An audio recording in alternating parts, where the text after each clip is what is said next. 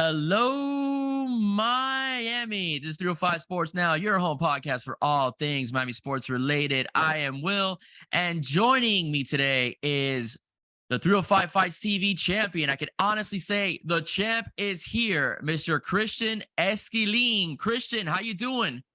Yes, sir. I'm doing well. I want to say, Puerto Rico, we did it. We're here. We're into the podcasting world. Tell Joe Rogan that we'll see him soon. I feel great. I'm appreciative of this opportunity to be able to talk to you today. And I want to say that next time that we talk, I'll have two belts for you, not just the one. So excited. That's what I want to hear, man. I love that. I love that positivity, and one thing I like about fighters, man, you guys are always exuding confidence, man. So I think that's something that's great for the fight game. And it's also great, for interviews as well. I'm not going to lie. One thing I like about when I talk about against to fighters is the background that you guys have in terms of how you became and how you got to where you are. In the previous conversation before we started talking, you've been involved in some form of combative sports since you were 9 years old. You started wrestling in the third grade. You want to share that story with us? Yeah. My dad, he was in the military for most of my younger years, so we moved around a lot, but we ended up in Woodbridge, Virginia, which is near Quantico, Virginia, a really big military base, Marine base. And my dad, while he was working on the base there, he actually wrestled as a kid. So it was his idea to kind of get me involved in that. And I'm glad he did. I definitely feel most people should do wrestling just because of the mental aspect of it and what it teaches you. But in my case, it helped me out a little bit later down the road as well with my career choice. So that's it. Now, one thing I talked about with wrestling is that the incorporation of wrestling and MMA is huge. A lot of fighters are doing that because incorporating both kind of covers up the holes that each one may have in terms of combat. So you started, you began your BJJ career, Brazilian Jiu-Jitsu career, a little bit at the age of 12. You actually confessed to me you were tapped out, and that motivated you to get better. All right. Yeah. So, I mean, that's pretty cool. So when you were wrestling, I know at 12, it's kind of hard to go back and try to focus on what you were trying to do. Did you think that you can wreck a BJJ fighter because of your wrestling background early on? To be honest with you, when I really had no idea what Brazilian Jiu-Jitsu was at all. Okay. I remember it was like it was more like we were kind of just messing around. We liked UFC, but like weren't as into it, with the technical aspects of it. And I remember my friend, I took him down, but real quick he just put me in a Kimura, and I was like, what is this? I've never seen like this before. So instantly I just wanted to figure out how I could do that to other people and just learn that art as much as I could. And I begged my parents probably for like a month straight just for them to sign me up for jiu-jitsu. And then eventually I went and, fell in love with it. So. Okay. Yeah. So, I mean, you're pretty good at it too. I've seen you fight, I was at that fight in May, where you totally, destroyed your opponent, and whatnot.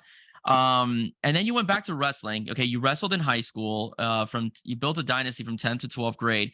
What school did you wrestle for in high school? I wrestled, like I said, but I lived in Woodbridge, Virginia.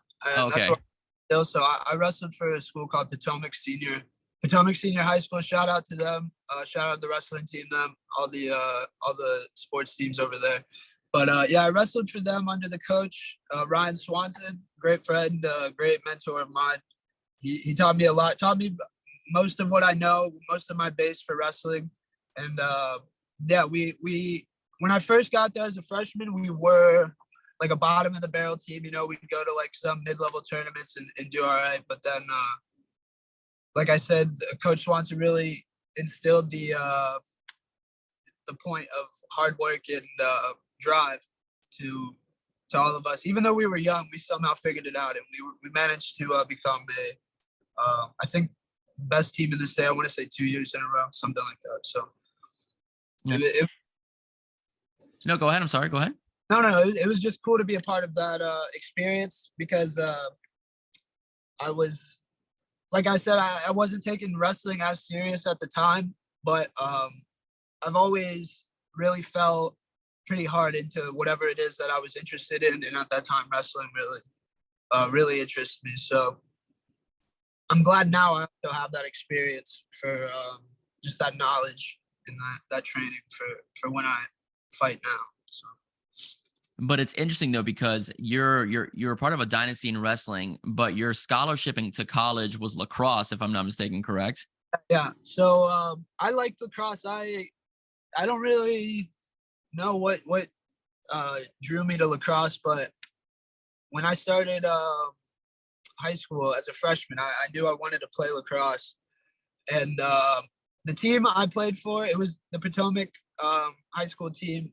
They were not as good as the wrestling team, I'll say that. So I was really able to have fun though and be creative with the sport. So I guess that allowed me to get to the level where I was lucky enough to go off and play in college. But my main factor is I knew how hard it would be to do wrestling at the college level, and I just don't think I was that ready for that level of athletic maturity.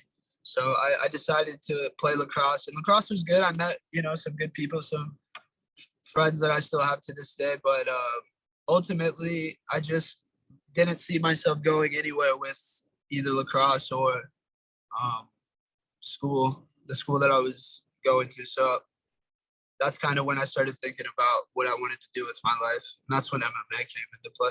Okay.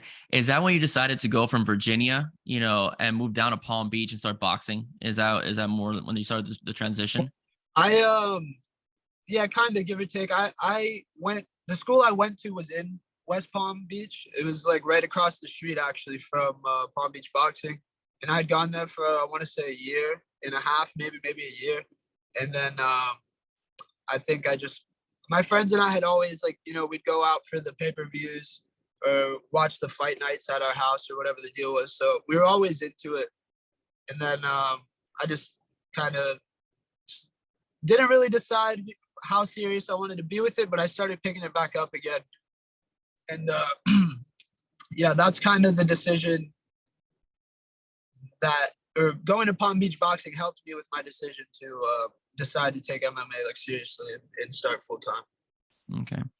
Yeah, that's a fascinating story. And one thing I admire about from when I was basically doing some research on you and you were giving me information, for this podcast is the tenacity that you have. Okay. Like you're very tenacious. You to develop, and I could relate, because when you're starting in broadcasting and you're an independent member of the media, you're trying to get your name out there as much as you can.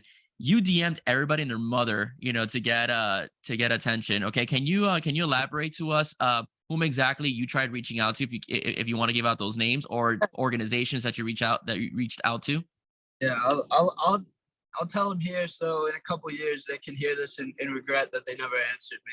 So it started where I went back home from Palm Beach boxing because, like I was saying, I decided that school wasn't really what I wanted to do. I wanted to train, so I figured it'd be better to just be at home and train. So I went back to Yamasaki Academy. Shout out to Yamasaki Academy, Joe Cunningham and Ron King, all those guys. But yeah, I went back there and I trained every day for probably 2 years straight, maybe 2 years straight. And I was lucky enough to get 2 fights and I went 2-0. And then I think that's kind of around when COVID happened. So, everyone had to slow down. But I was just still thinking what could I do, even though there's not much I could do, I can still figure something out. So I started DMing, I believe the first place I DM'd was American Top Team and the American Top Team in Coconut Grove. Okay. I think I DM'd Mike Brown himself, the actual coach. Who else? I've DM'd Conor McGregor a couple times just because, to be honest, without him, I don't think I would have gotten my start in MMA, because watching him really showed me it's not just about fighting; it's about being a showman, and it's also that not to be cliche, but anybody can do it. Like anybody can decide that they want to do something with their life, and I kind of resonated with that message. So I DM'd him a bunch. I even DM'd SPG Ireland, Coach Kavanaugh, and then who was it that I believe I DM'd Yoel Romero, and he responded to me. He was the first person that responded to me, and he told me, I believe it was like a Saturday. Like I said, I DM'd him on a Saturday, and he told me he was opening a gym on a Monday. Like that same Monday, and he said like, yeah, you could come and I guess try out and talk or whatever. So I texted my friend, my good buddy Diego Alonso. Shout out to him. He's helped me a lot throughout this process. But I texted him and basically told him, you know, Yoel Romero. He responded to me. He's saying to come down on Monday. And I texted him because previously he had told me, like I said, all my friends, we kept up with the fights. So we would always get together for the fights. And he had told me previously that his dad was his dad was roommates with this like amazing, like super world champion kickboxer that was down in Florida, and he trained like Yoel Romero, and he trained Jorge Masvidal and all these guys. So he told me to so I reached out to my friend and told him about the Yoel Romero exchange. And I think his dad reached out to Tigre, and Tigre said, all right, well, how about you come down and train and try out with me, because I'm the guy that trained Yoel, you know what I mean? So I decided to go and see. I wanted to go see both gyms, but I actually missed my flight to go see Yoel. And my friend Diego, he actually came down and he met Tigre and Yoel because, you know, they still have a very good relationship. They train, or Tigre's trained with Yoel and Yoel's trained with some of the guys over at Young Tigers. But he went down and actually met Yoel, and I missed my flight. So I was only able to meet Tigre. So I was lucky enough to get the tryout with Tigre. But fortunately, that was actually the week of Christmas. I believe like Christmas was like on a Wednesday or something, or maybe a Thursday. And I was only supposed to stay, you know, a couple days, just see like what the deal was. And I got food poisoning, like my first night here, like really bad. And I remember just like waking up like a zombie, making my way to training, you know, doing my thing during training, and then like going back to the couch after and just like, you know, dying for however many hours until the next training session. And it was like that for about 3 or 4 days. And then we decided to stay for Christmas, you know, just to show like how bad that like I actually wanted it, you know, like this wasn't, you know, just some hobby to me. So we stayed during Christmas, trained. Then like I said, Tigre asked me when I wanted to fight, like when I could fight. I believe this was like Christmas Day. He asked me when I wanted to fight, and I told him the 26th I'd be ready. And then from there, he started looking for a fight. You know, I went back home, and then say a month or two later, he told me I had a fight in, I want to say March or so. And ever since then, I've been coming to Young Tigers and training here for all my fights. Right. But grateful to Tigre and you know, my friend, and even Yoel Romero for answering me on that DM, because without that, I wouldn't be where I'm at now. You know, so super grateful.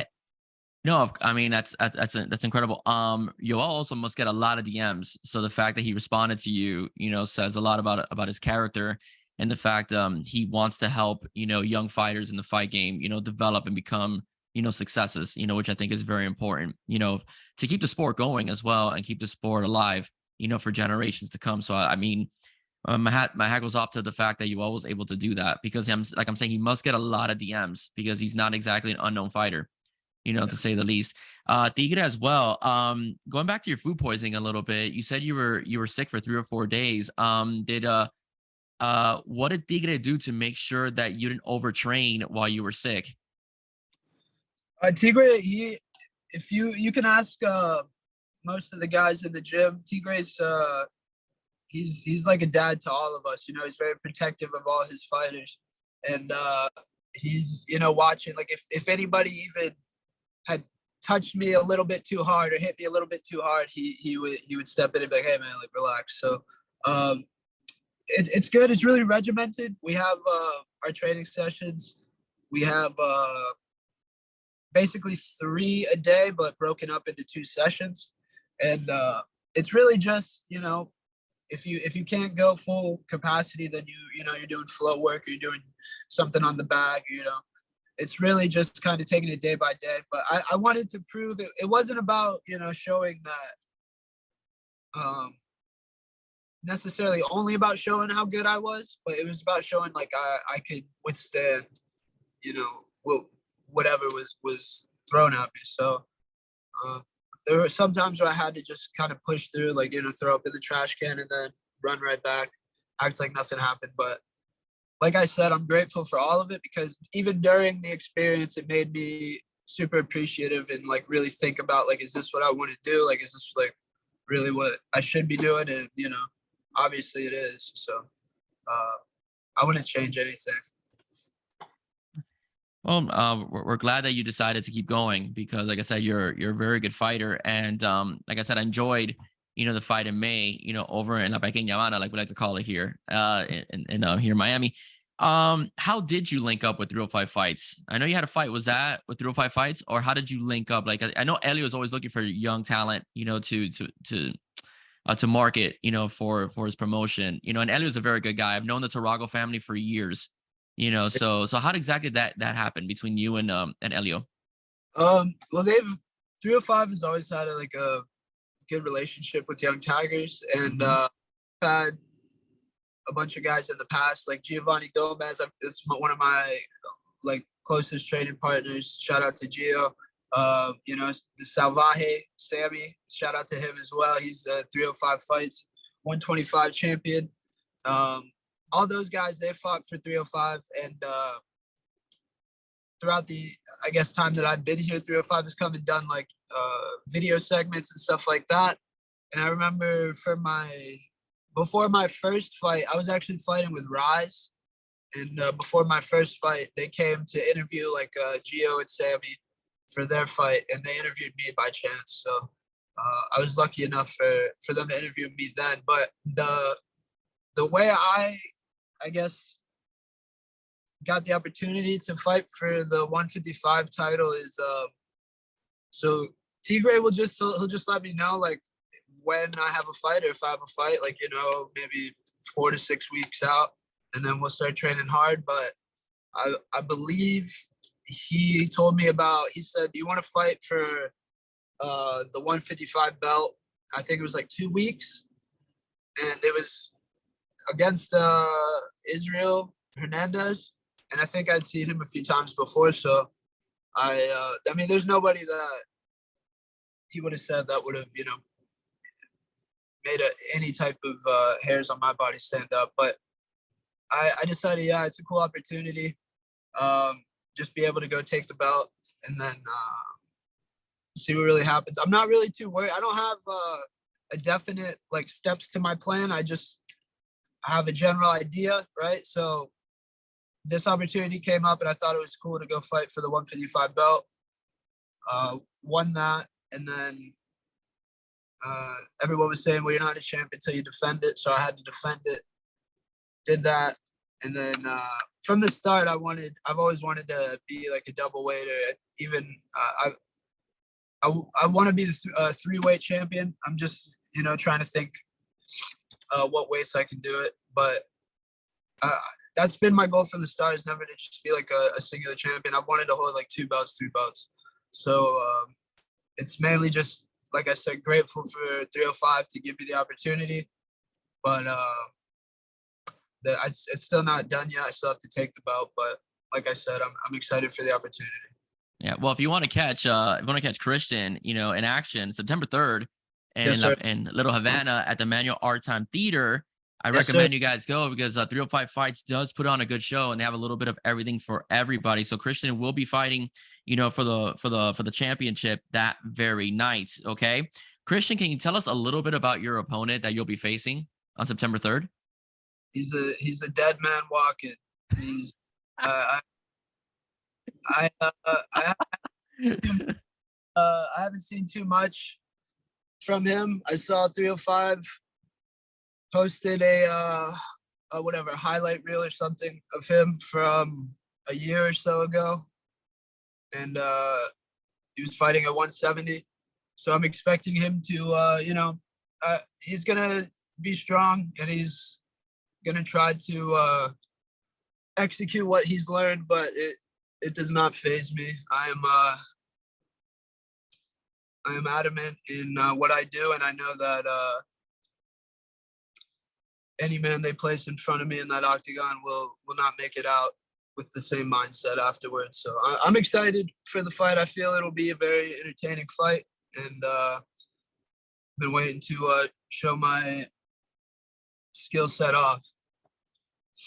Yeah, and I enjoy your confidence, man. I really, yeah, I see that little Connor you got in you, man. That you just shot out there, man. Really appreciate it. Yeah, that's what I'm saying. Without the influence of the notorious one, there would not be the glorious one, you know. So I have to pay off when I can. That's awesome, man. It's awesome. Great for sound bites. I'm gonna tell you that much.